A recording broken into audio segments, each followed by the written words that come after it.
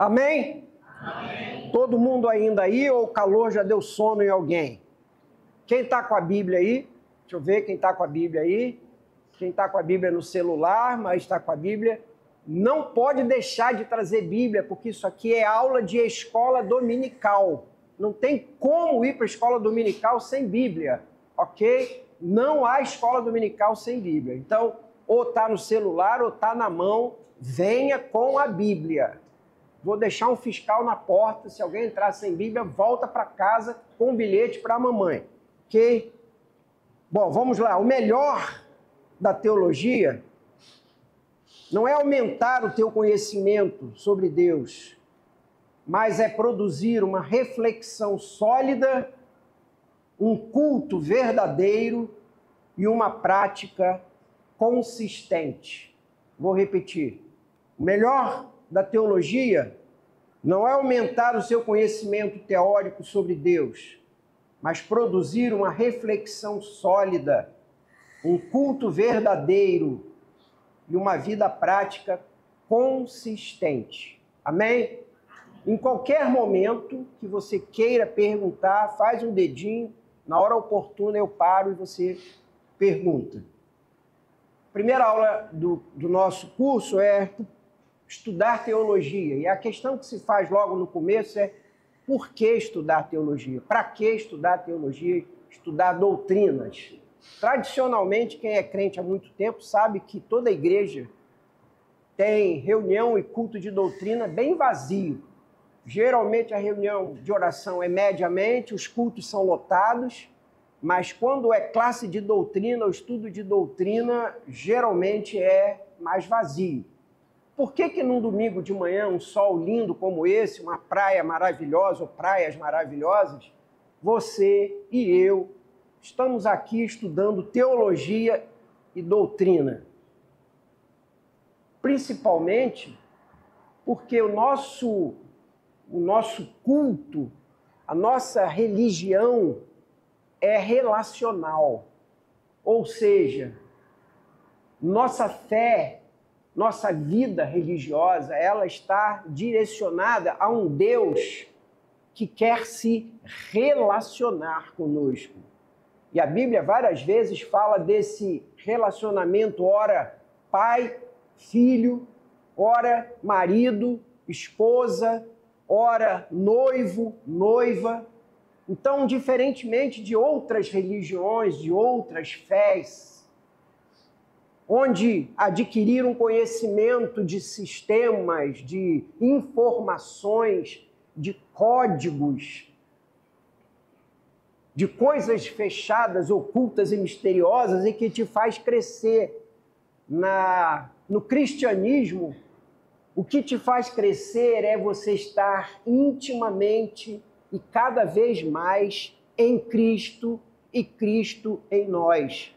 É uma fé relacional. E essa fé relacional, e todo mundo aqui sabe que quando você tem um relacionamento, pai com filho, noivo com noiva, marido e esposa, quanto mais nós vamos nos conhecendo, mais essa relação vai se tornando íntima, profunda, alegre, satisfatória, produtiva para ambos. Então, conhecer a Deus é algo que nos traz uma maior intimidade. Eu coloquei aqui no quadro algumas coisas que eu queria que você olhasse comigo. E já vamos ler alguns textos bíblicos embasando isso.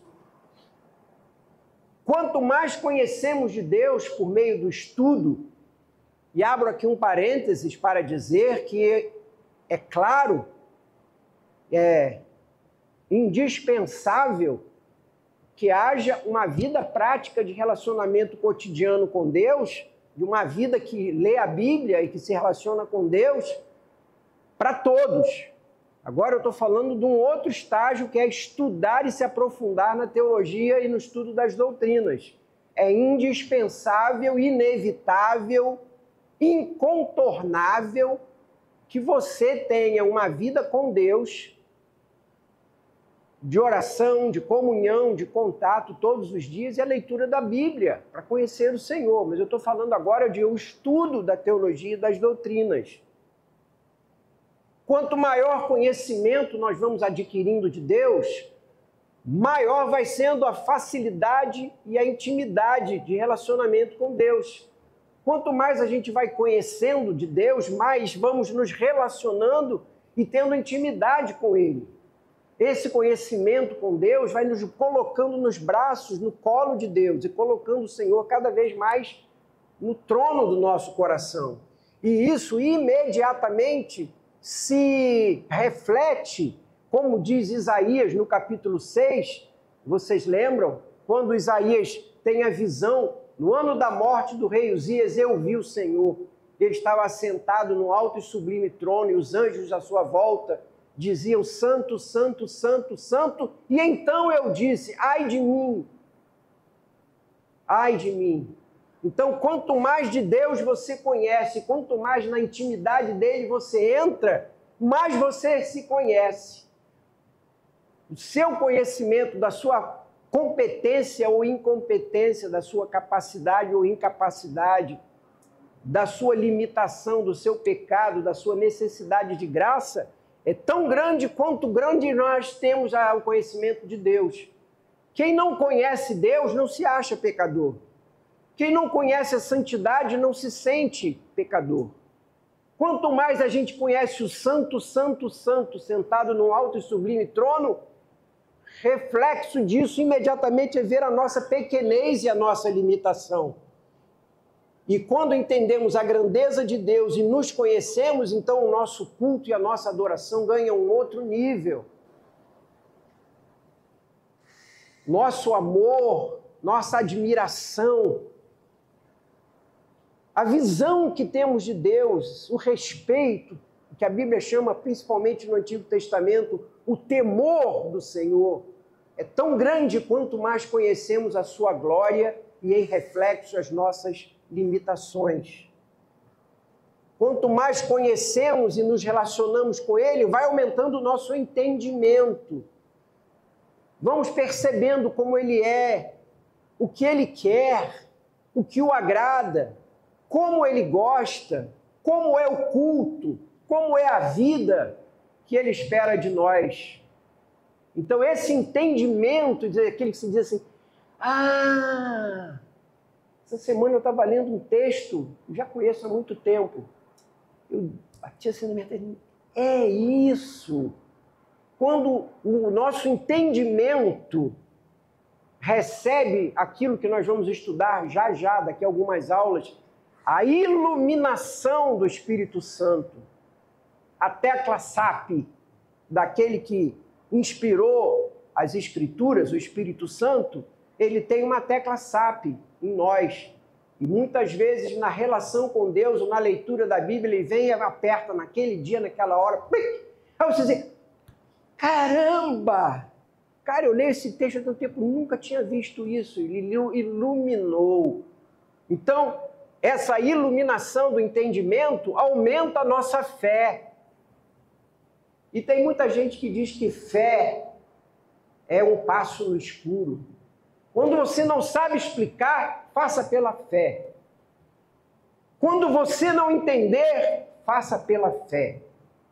Isso dá a muitos, e em especial àqueles que não são do Senhor, não são crentes, a ilusão de que quem é crente, quem é evangélico, quem anda com a Bíblia na mão, é doido, é louco, é bobo, porque anda e vive pela uma fé classificada como tudo que não tem explicação, tudo que não dá para entender, ele entende e aceita pela fé. Parecendo que fé e entendimento são opostos. Preste atenção nisso. Fé e entendimento não são opostos. É o entendimento que faz a fé crescer. É o entendimento que aumenta a nossa fé. É o conhecimento que fortalece a nossa fé. Há um exemplo muito antigo, clássico, que acho que todo mundo aqui já ouviu, mas eu acho que cabe aqui relembrar. Quando a pessoa diz assim, a fé é o salto no escuro. A fé não é um salto no escuro. A fé é uma decisão baseada em conhecimento.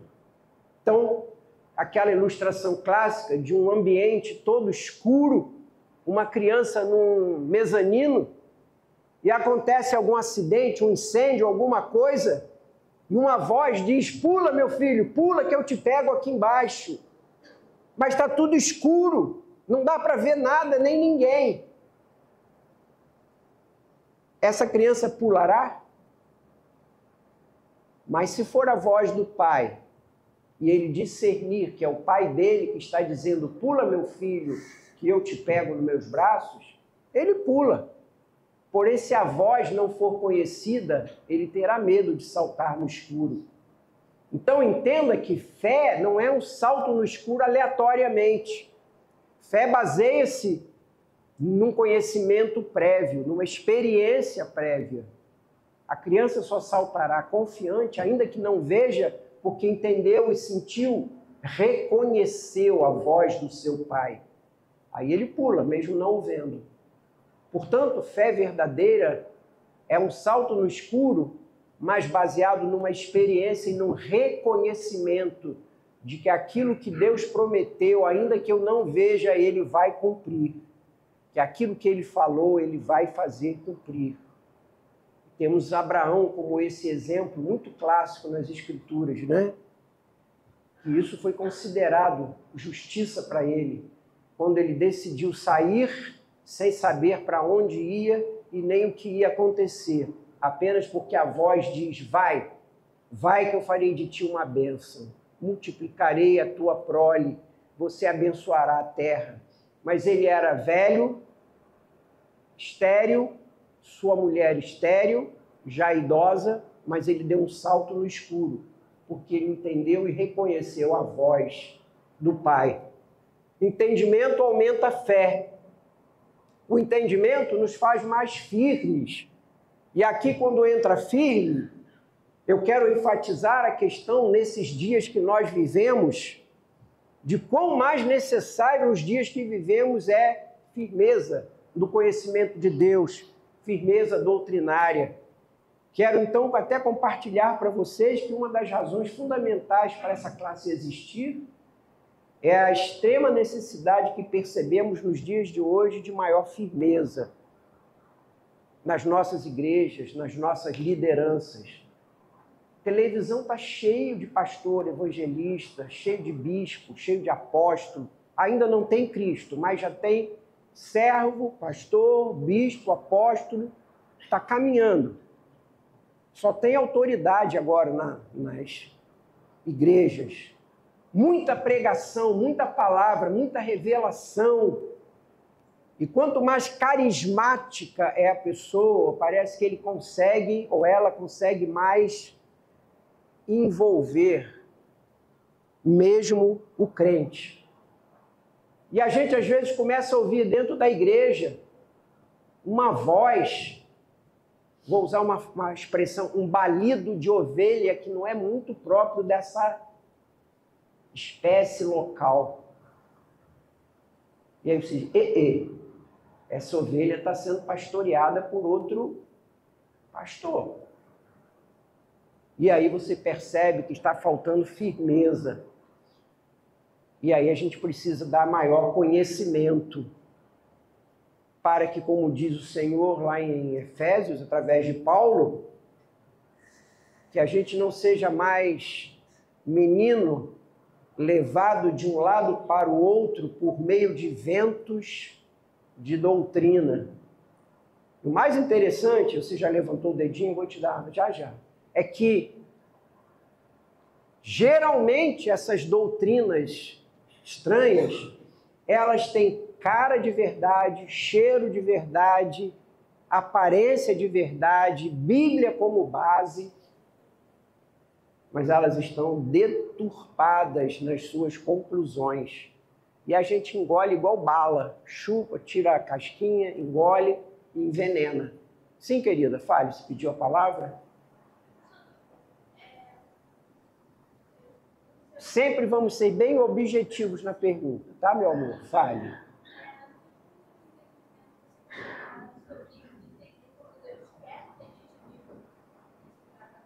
Sim.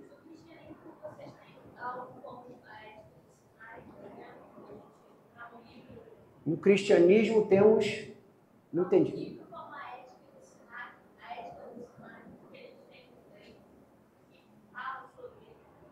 Eu não consegui entender, me perdoa. Tem um microfone que está aqui, está ligado. Isso.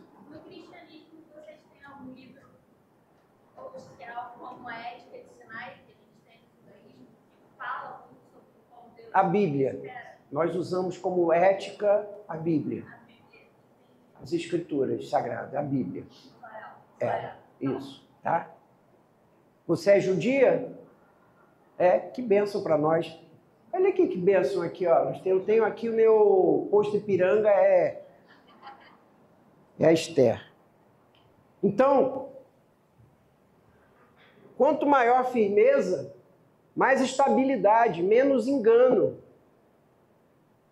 Quando eu começo a ouvir muito dentro da igreja palavras e expressões do tipo, eu vou profetizar isso para você, você vai ver que isso vai acontecer. Eu vou declarar isso agora em nome de Jesus e você vai receber e isso vai acontecer. Olha, eu estou declarando agora que isso vai acontecer e você vai receber. Vamos todos declarar e isso vai acontecer. Isso aí, irmãos, é uma teologia chamada teologia da confissão positiva, onde nessa teologia o que você disser com fé vai acontecer. E o Senhor atrás de você, como um bom boy que Ele vai fazer que aquilo aconteça. Cuidado, porque tem até texto bíblico para embasar isso. Tudo que você pedir, você vai receber. Tudo que você crer vai acontecer. E a pessoa cerca essa teologia com versículos. E transforma o Senhor dos céus e da glória num boy de luxo, onde você sai declarando, profetizando, e ele vai correndo atrás para fazer acontecer. Uma ilustração. Ou teologia da prosperidade, que hoje é a rainha das igrejas chamadas neopentecostais. Todo mundo tem que estar saudável e com dinheiro no banco. Quem está doente ou duro, está em pecado ou ainda não entendeu a fé em Jesus, porque a fé em Jesus é para deixar todo mundo saudável e com dinheiro no bolso. E há uma igreja até cujo lema é pare de sofrer. É o lema que está por baixo do nome da igreja. Coitado, Jesus e Paulo não estariam nessa igreja, porque tiveram uma vida de sofrimento, de dor, de doença que acompanhou Paulo em toda a vida. Mas esse é um outro detalhe, vai chegar a hora. O que eu quero mostrar para vocês é que, se não houver firmeza, conhecimento, você pode ser levado de um lado para o outro. O entendimento traz mais esperança. Quando você está vivendo dificuldades, lutas, problemas, olha para a direita, olha para a esquerda, parece que está sozinho. Quanto mais conhecimento de Deus, maior é a tua fé e a tua esperança de que aquele que prometeu vai cumprir, de que Ele é Pai, Ele vai abençoar a tua vida, Ele vai te socorrer, Ele vai estar ao teu lado. Ele não é um Deus que está aí apenas para te levar ao alto monte da transfiguração, mas é também para entrar com você na cova dos leões, ou na sarça, ou na fornalha. Então ele é um Deus que promete estar o tempo todo com você, mas eventualmente ele vai estar do teu lado quando você atravessar o vale da sombra da morte. Tu estás comigo. Esperança. Se você conhece esse Deus, você sabe que mesmo nesse momento terrível que você está vivendo, as suas promessas não falham. E o que Ele disse, Ele vai cumprir. Quanto mais de Deus conhecemos e maior intimidade e relacionamento com Ele, mais nós vamos nos identificando com Ele. Então nós vamos nos tornando parecidos com Ele. Paulo diz em Coríntios que nós precisamos experimentar essa ação do Espírito Santo que vai te transformando e me transformando de glória em glória. De glória em glória. E vamos sendo transformados. vamos sendo libertos do pecado que tenazmente nos assedia, caminhando na direção de todos os dias e cada dia mais nos parecermos com o Senhor. E essa identificação gera imediatamente em nós uma transformação. Você não é mais igual a quem você era antes de ontem. Quanto mais de Deus você conhece, mais você se parece com Deus e menos com aquele Helder original, aquele Ângelo original, aquele César, aquele Sérgio, aquela Maria. Quando você vai a uma igreja, conhece os irmãos e volta dali um ano, encontra todos eles igualzinho como eram, iguaizinhos, algo não está acontecendo de profundo naquela vida, porque eles continuam sendo iguaizinhos. Os mesmos medos, as mesmas inseguranças, os mesmos equívocos, os mesmos pecados, mas uma vida com Deus, uma vida de intimidade, alguém que anda com Deus, vai conhecendo e se jogando nos braços de Deus, vai sendo transformado, e a Bíblia chama isso de um processo de santificação, onde você vai cada vez mais sendo separado e transformado na sua vida como Jesus. Como diz a palavra, no céu seremos como Ele é também. Ao final de tudo isso, há um reflexo imediato. Ou não ao final, mas durante tudo isso. Uma vida sólida, uma vida coerente, uma vida com serviço. Eu cito na apostila uma frase do Packer. Depois eu vou mostrar esses livros que estão aqui para quem quer e pode comprar livro para ler. Ele diz uma coisa muito interessante. Quanto mais você vai conhecendo, lendo, conhecendo, estudando, lendo, conhecendo, estudando, vai crescendo, você vai ficando mais forte. Mas não esqueça que Jesus não veio buscar um bando de girafas. Ele veio pastorear ovelhas. Então, todo conhecimento, toda a vida com Deus, toda a intimidade, é para se refletir numa vida coerente, em serviço, em compromisso com a evangelização, em compromisso com a sua fé, coerência entre aquilo que você fala, diz, confessa e faz. Ok? Alguém aqui pediu a palavra? Por não.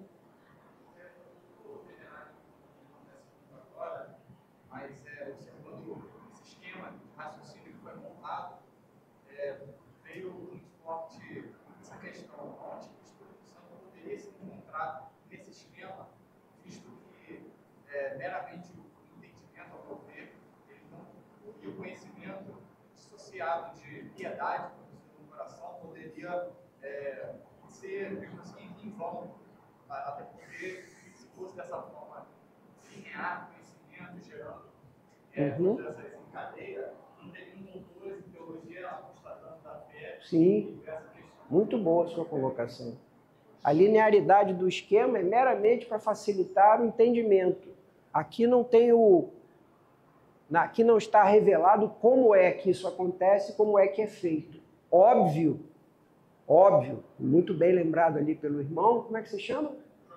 João Pedro. Lembrado pelo João Pedro, que tudo isso aqui é feito por meio da obra e ação do Espírito Santo.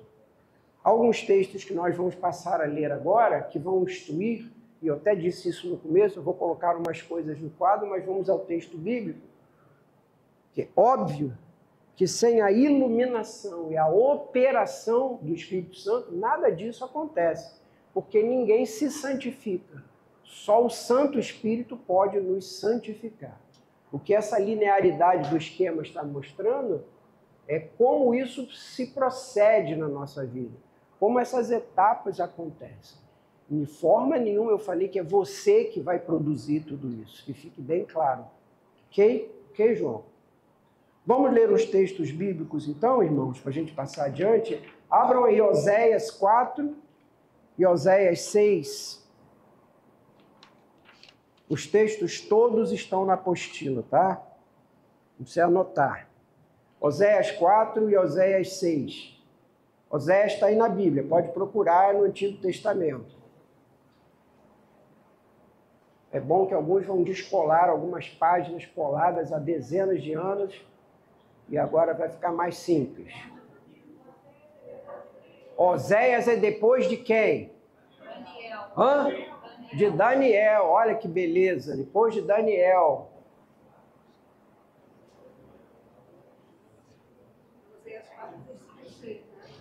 Oséias 4, verso 6 e Oséias 6, verso 3. E o povo está sendo destruído, pois lhe falta conhecimento. Oséias 4, 6. O meu povo está sendo destruído porque lhe falta conhecimento. Oséias 6, versos 3 e 6.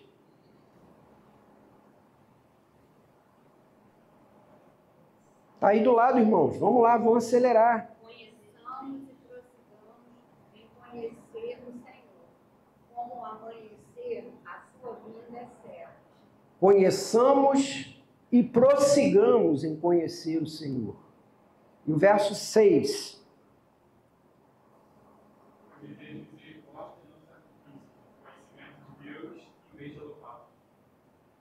Repete, por favor, meu querido.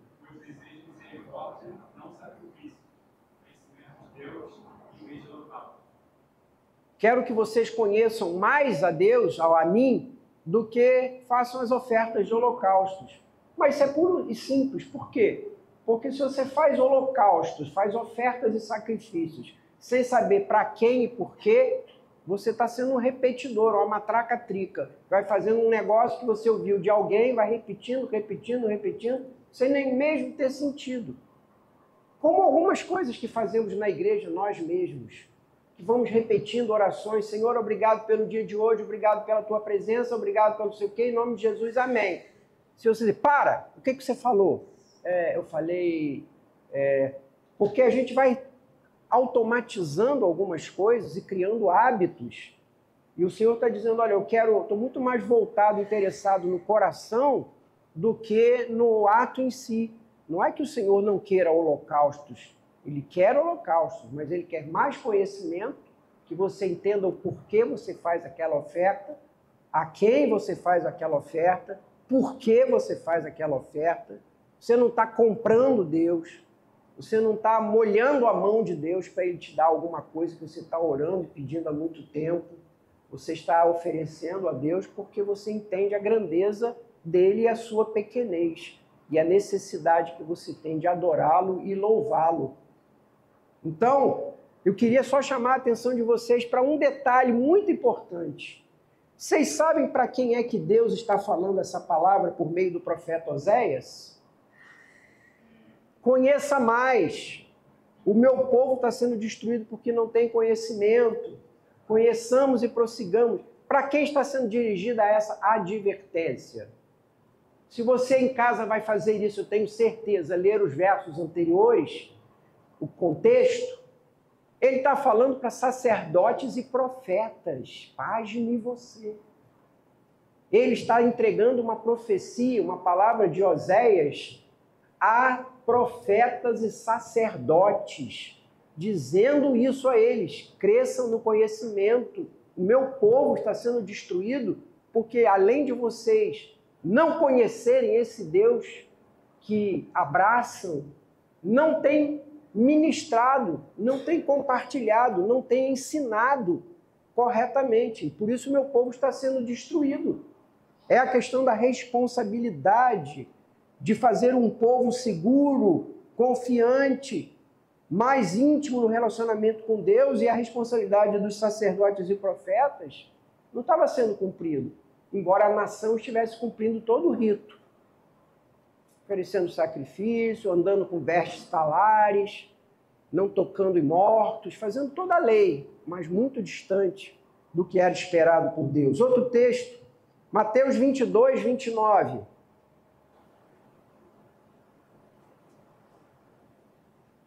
Jesus respondeu, o erro de vocês está no fato de não conhecerem as Escrituras nem o poder de Deus. Mateus 22, 29, Jesus responde, o erro de vocês está no fato de que vocês não conhecem as Escrituras e nem o poder de Deus. Para quem é que está sendo dito isso tão duro por Jesus? É a multidão recém-convertida ou ainda a se converter? Não. O verso anterior, ou os 2 versos anteriores, mostra que isso é um duro diálogo com os saduceus. Povo, grupo político e religioso fortíssimo, que se gabava junto aos fariseus de serem os detentores do conhecimento das Escrituras, do Antigo Testamento. Os saduceus tinham um grande conhecimento da lei. Mas o Senhor está advertindo, dizendo, quando você fica me perguntando no céu, quem vai casar com quem? Quem casou, morreu, casou, morreu, casou, morreu, deixou 3 mulheres no cemitério, é viúvo 3 vezes, lá no céu vai se casar com quem? Como é que vai ser isso? Aí o Senhor diz para ele, olha, o erro é que você não conhece a Bíblia, não conhece as Escrituras. E nem o poder de Deus, porque os saduceus não criam na ressurreição de mortos. Então eles não viam em Deus esse poder que ressuscitou Jesus e que ressuscita mortos. Então, muitas vezes os nossos equívocos de vida, de fé, de comportamento, de crença, se devem a não conhecer a Escritura e, mais do que isso, não entender o poder e a dimensão, a grandeza de Deus, que precisa acompanhar o conhecimento teórico. Deuteronômio 29, 29.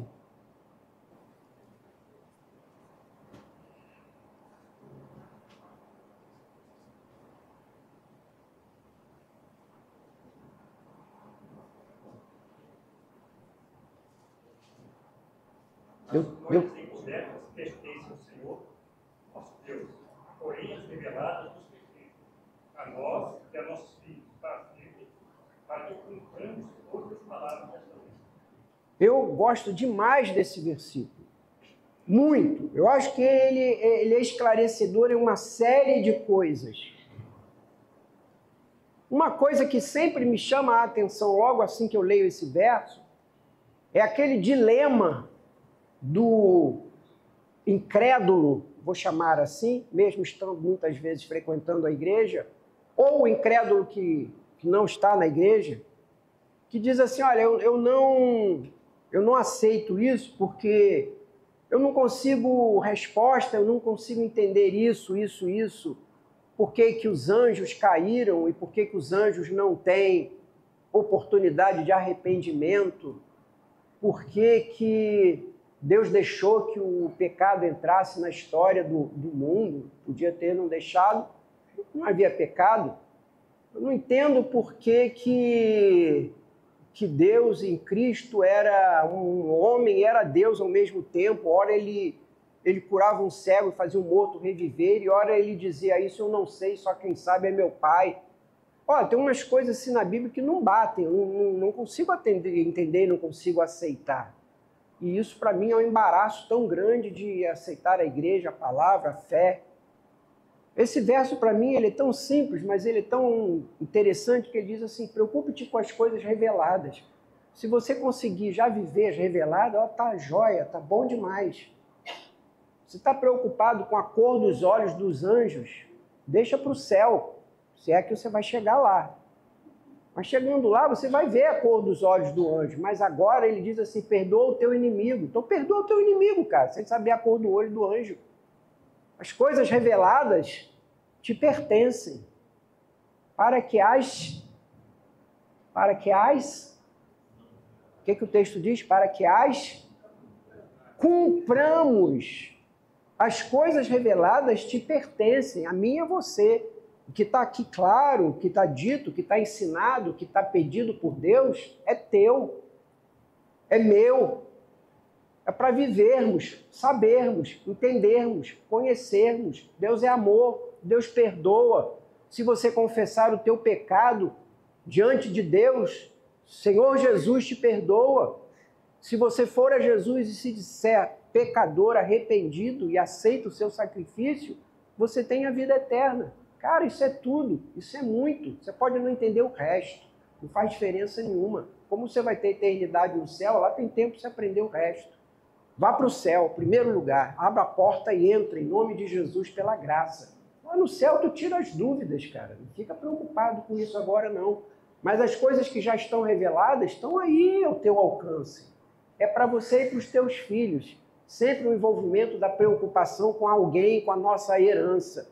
Vocês vão ver em todo o Antigo Testamento essas promessas, onde diz para ti e para os teus filhos, para ti e para os teus filhos. Essa preocupação de uma vida prática, de um compromisso, de uma vida com serviço, de uma preocupação com a evangelização.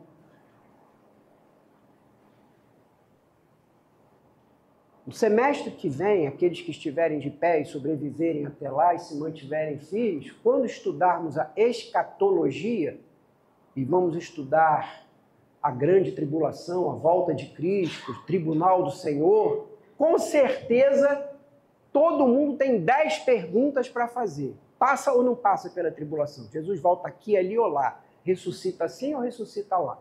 É agora ou é depois? É aqui, ali ou além? Aí você pega 10 livros de escatologia, são 10 interpretações diferentes. Faz assim, aqui sobe, aqui desce, aqui senta, aqui espera, aqui vem, 1000 não é 1000, 1000 é 100, 100 não é 100, é 10, 10 não é 10, é nenhum. A milênio não existe, o milênio é uma figura de linguagem, não, milênio são 1000 anos, você é amilenista, milenista, pós-milenista, pré-milenista. Sabe o que é isso, irmão? É aquilo que Jesus disse aos apóstolos quando começaram a perguntar isso aí. Eles disseram, calma, cara. Calma. Isso não é para você, não. Fica na paz. Agora segue-me. Prega, segue-me, dá o testemunho e pronto. Tá bom? Tá bom. Quando você gasta tempo querendo descobrir, inventar, arrumar coisas que o Senhor disse, isso não é para você agora, você vai correr riscos. Então a boa escatologia é aquela que diz assim, vai ter milênio? Vai. Jesus vai voltar? Vai. A igreja vai estar presente para ser levada ao céu? Vai. Vai haver um juízo? Vai. Os maus serão punidos? Vão. Vai haver inferno? Vai. Vai haver céu? Vai. Ponto, acabou a aula de escatologia. Ponto final, vamos embora. A aula de escatologia vai levar meia hora. As coisas reveladas são para você, elas nos pertencem. Mas cumpramos. Você está preocupado em saber o que não foi revelado, mas não está preocupado em cumprir o que já foi revelado. Olha que paradoxo de vida e de fé. Mas vamos em frente. Efésios 4, de 13 a 15. Efésios 4, de 13 a 15.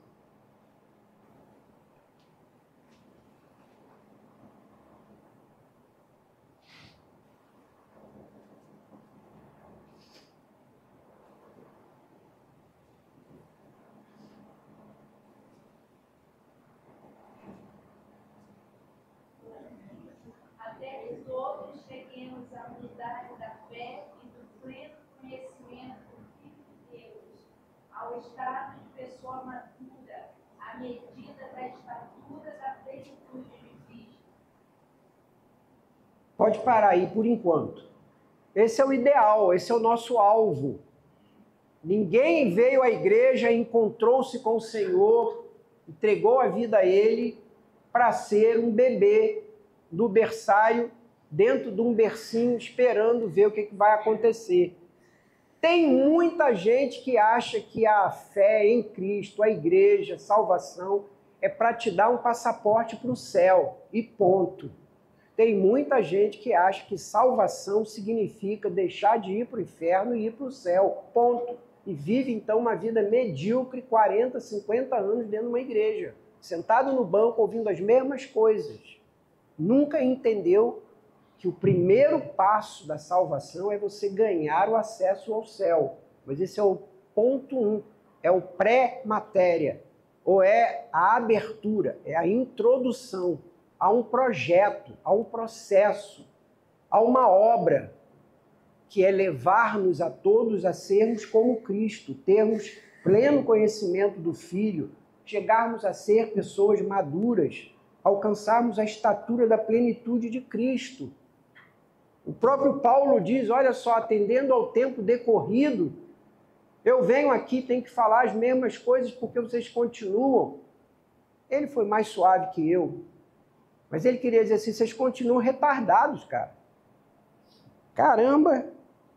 Tempo passa, eu venho aqui, não posso falar de cozido, de mocotó, porque se eu falar acima de papinha de maisena, você tem indigestão. Você vai ficar dentro da igreja a vida inteira tomando mamadeira, sentando na igreja para o pastor esquentar, balançar a mamadeira, botar a mãozinha, botar para ver se está queimando, botar a gotinha na mão para te dar, porque você pode até não querer digerir, pode estar sem apetite, ou pode achar que está frio ou quente demais. Até onde isso? Você já está na idade, atendendo ao tempo decorrido, você já está na idade de comer mocotó, cozido, salmão. E você ainda está tomando papinha de maisena, biscoitinho maisena molhado no leite. Cara, igreja não é berçário, igreja tem que ser uma universidade. A igreja tem que ser um encontro de pessoas que vão crescendo. E é por isso que uma igreja berçário tem choro de cólica o dia inteiro.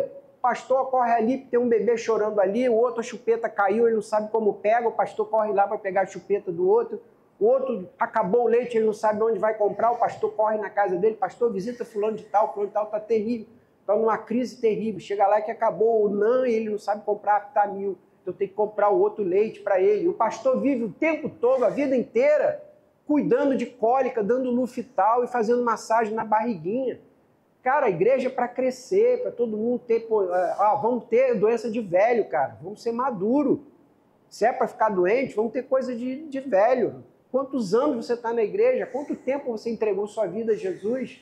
Quanto de Jesus já se parece em você? Sua linguagem, seus pensamentos, sua vontade, seus propósitos, sua cosmovisão, como você vê o mundo, como você vê as pessoas, como você está interpretando essa história que nós estamos inseridos. Esse é o projeto de Deus, para fazer de nós todos irmãos gêmeos de Cristo, e não um bando de crianças e bebês. Continua, por favor, Melinda.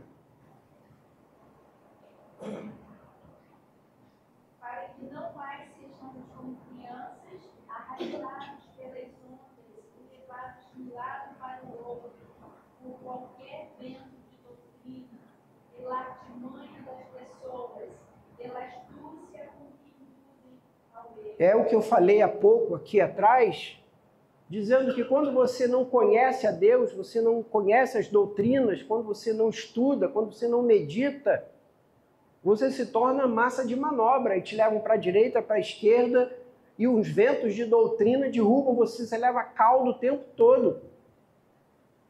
Leva caldo o tempo todo, ou é arrastado, daqui a pouco você está pregando e abraçando uma coisa totalmente fora da palavra, embora, como diz o texto, com artimanha, astúcia.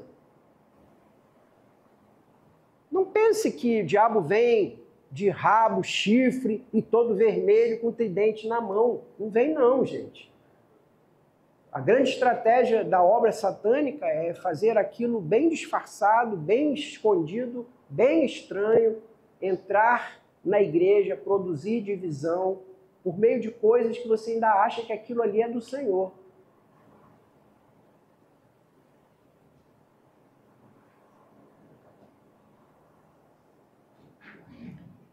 Houve um tempo em que nós percebíamos claramente que o diabo estava criando novas doutrinas, entrando na igreja por meio de novas doutrinas. Lembro de uma história de nova era, todas as igrejas se reunindo, trazendo pessoas que falavam em nova era. Depois o diabo viu, perceberam as coisas, mudaram de estratégia, começou a atingir as famílias. Os filhos, as famílias da igreja se desesperando, filhos envolvidos em droga, filhos envolvidos com uma série de coisas. Mas eu tenho para mim que nos últimos tempos o esquema aqui é política. Nunca houve uma coisa para dividir tanto igreja, tanta família, tanta gente por causa de política, cara. Será que Jesus está afim de saber se você votou no Zé ou no Chico? Não tem nada a ver com isso. Não. Eu sou de fulano, eu sou de Beltrano. Seja de Cristo. Vamos largar isso aqui. Você está se preocupando em limpar aqui o chão quando há coisas cá em cima acontecendo. Irmãos brigando com irmãos saindo da igreja. Eu vou embora porque aqui ele é de Chico, eu sou de Francisco. Eu vou para lá e eu vou para cá. Irmão, passa disso, cara. Isso é coisa do diabo. Então as estratégias são variadas, vão mudando ao longo do tempo. Astúcia.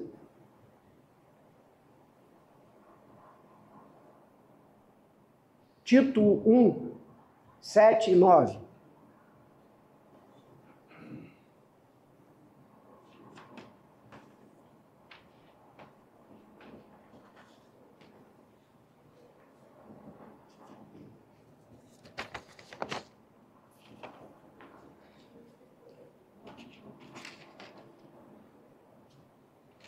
Está aí na Bíblia, pode procurar que está aí. Pois aquele que tem a responsabilidade do trabalho de Deus, Cristo, deve ser um homem que não possa ser culpado de nada. Não deve ser orgulhoso, nem ter mau gênero. Não deve ser chegado a vídeo, nem violento, nem ganancioso. Deve estar disposto a hospedar pessoas na sua casa e deve amar o bem. Deve ser prudente, justo, dedicado a Deus e disciplinado. Deve se manter firme na mensagem que merece confiança e que está de acordo com a doutrina. Assim poderá animar os outros com o verdadeiro ensinamento e também mostrar o erro dos que são contra esse ensinamento. Então, tal como a advertência do Senhor por meio de Oséias aos profetas e sacerdotes, esse texto de Paulo a Tito nos ensina a importância e a responsabilidade daqueles que ministram, dos que ensinam, dos que dirigem células, dos que são professores de escola dominical, dos que têm tarefas dentro da igreja. Não dá para ser um crente mais ou menos, não dá para conhecer só o beabá, não. Se você tem uma tarefa de ministrar, de ensinar, de compartilhar, de testemunhar, você tem que estar firme naquilo que você fala. Você tem que conhecer a palavra. Tem que estar seguro para poder orientar, esclarecer. A última advertência do Senhor aos seus discípulos: ide por todo o mundo, pregar o evangelho a toda criatura, fazei discípulos, batizando-os. E o quê? E ensinando-os a guardar. Gente, vocês não conhecem Bíblia, não? Vou parar aqui, vamos começar no beabá. Como é o verso? Ensinando-os a guardar tudo o que vos tenho dito, ou ensinado, ou ordenado. A responsabilidade da evangelização não é só jogar rede, é dar alimento, é discipular, é orientar, é ensinar. E você precisa estar sabendo para poder ensinar.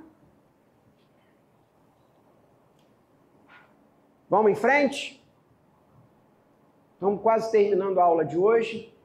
Claro que a apostila tem tudo isso, os textos que eu não estou tendo tempo de ler, você vai ler, e mais algumas coisas que eu não estou abordando, porque, como eu disse, você vai ter essa honra, privilégio, obrigação, é a palavra melhor, de ler em casa, né?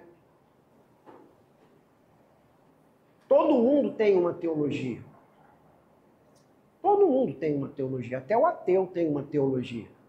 A teologia dele é que não há Deus. Ou se ele é agnóstico, ele diz, não, Deus até existe, mas ele é incompreensível.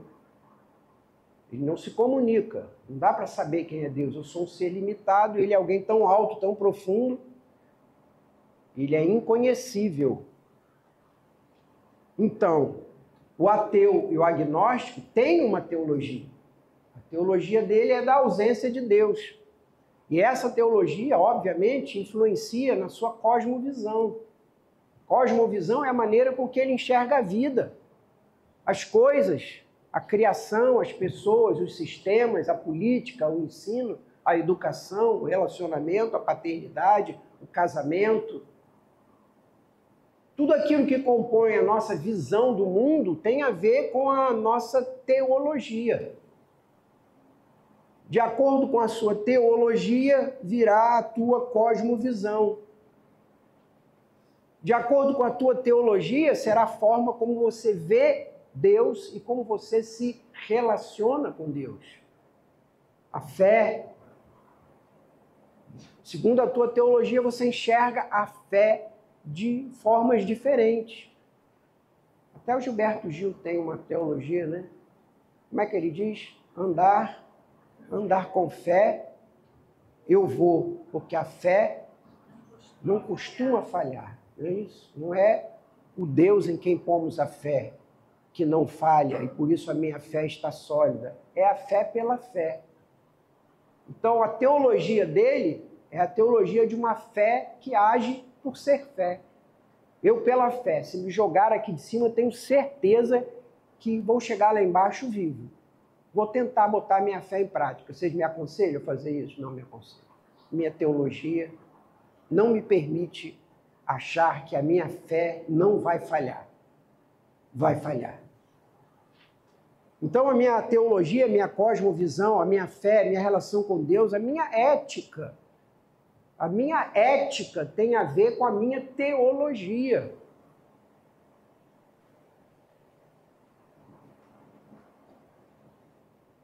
Você abre as páginas de jornal, liga o telejornal, seja qual seja a emissora que você prefere ou gosta de assistir, você vai ver que hoje em dia a coisa está complicada, hein? Tem gente fazendo reunião de oração e metendo bronca em nome de Deus por aí, hein?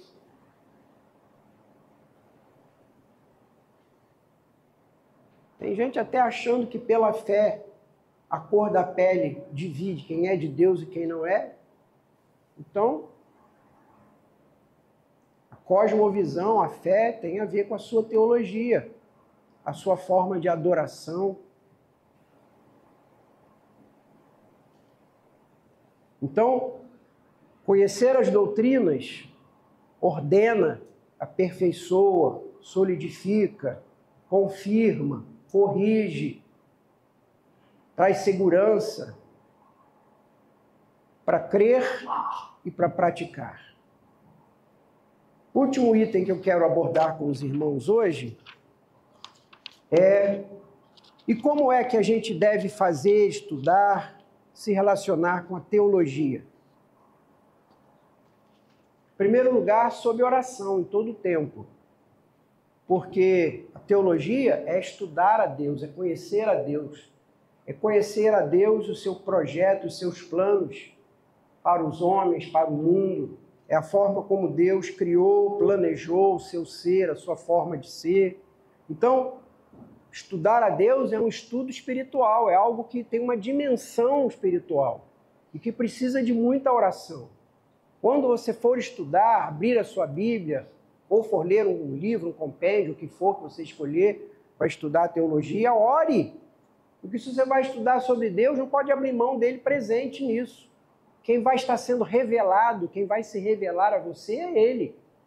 Então, a primeira coisa é que o Salmo 119, 18 nos diz uma coisa interessante. Salmo 119, 18. Alguém pode ler?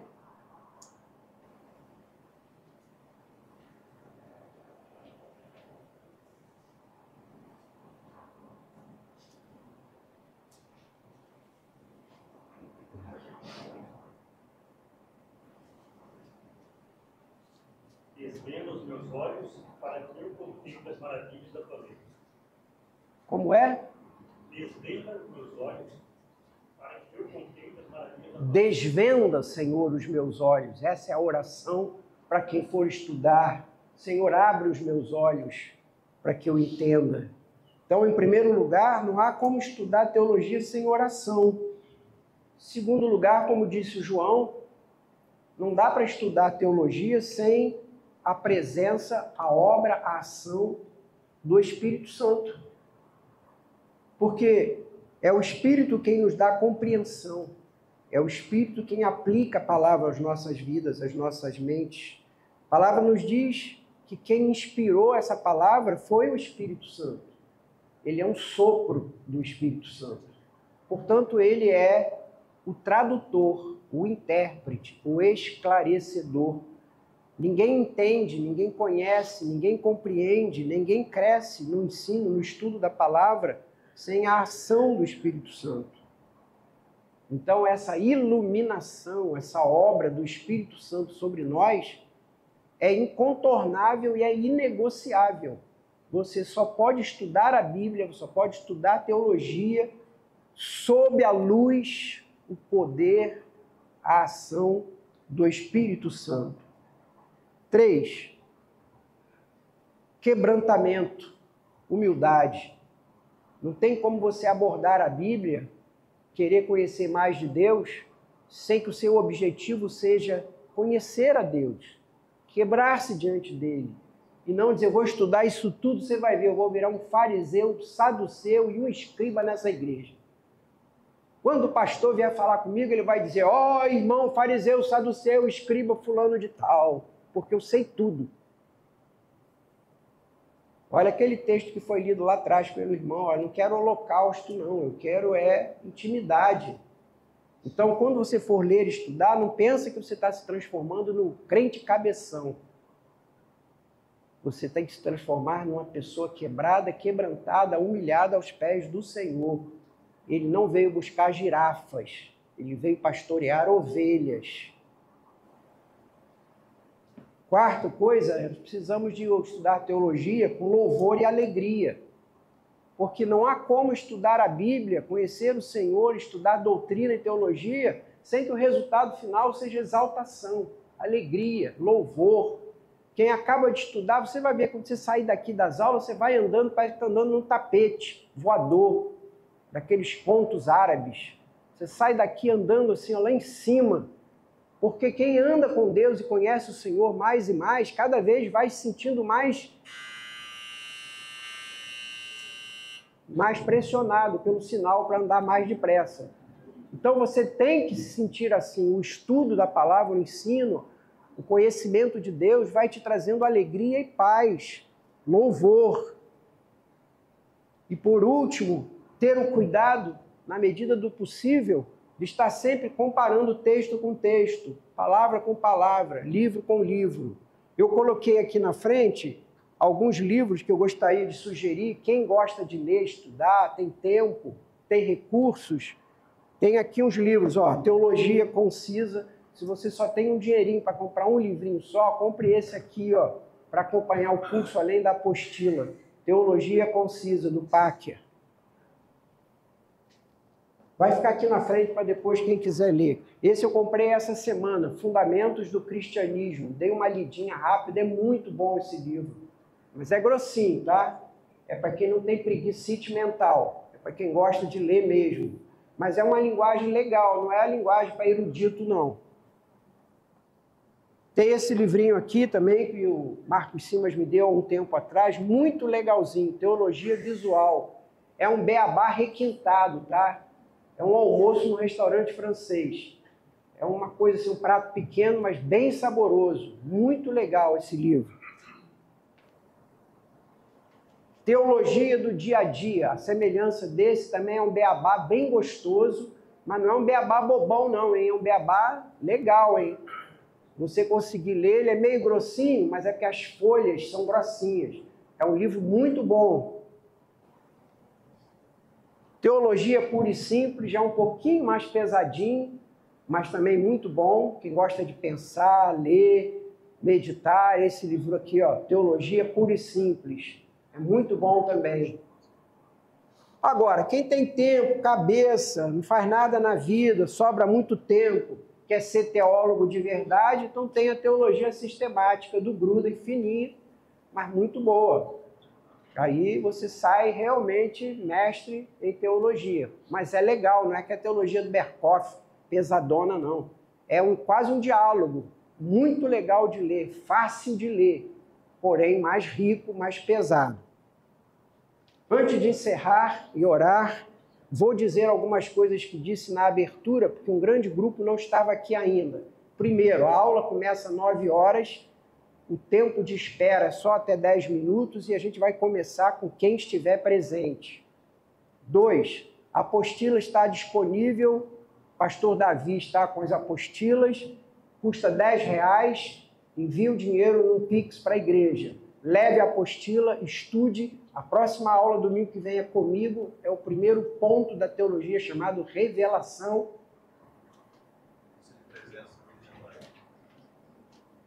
Então você vai ler a aula de hoje e vai ler já a segunda aula, que é a aula do domingo que vem, chamada Revelação. Eu, quando você entrar aqui domingo, vou perguntar se você leu.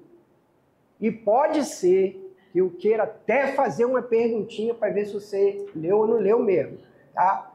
Então, compromisso de quem vem para essa classe é estudar. Não vem para me ver, eu sei que eu sou bonito, simpático, mas não venha para me ver, nem para ver Marquinhos, nem para ver Davi, nem para ver Romualdo. Vem para aprender, ler, estudar. E isso é mais importante que durante a semana você leia a apostila. E mais do que ler a apostila, eu tive um trabalho muito grande de anos, de reunir em cada aula dezenas de textos bíblicos que confirmam o que está sendo dito ali. Você tem a obrigação de ir aos textos e ler os textos bíblicos. Venha. Só não venha se a ambulância não acertar o teu endereço para te trazer. Mas venha. Venha, venha, venha. Não falte às aulas. A lista de presença está por aí circulando? Tá? Então, quem não assinou a lista de presença ou quem não deu o nomezinho, bote o nomezinho lá. Se puder, ponha o seu número de WhatsApp, porque nós, durante a semana, vamos mandando coisas para vocês, artigos, trabalhos, coisas do tipo. Ok? Marcos, faz uma oração aqui, por favor. Vamos ficar de pé, irmãos? Ficaram muito tempo sentadinhos.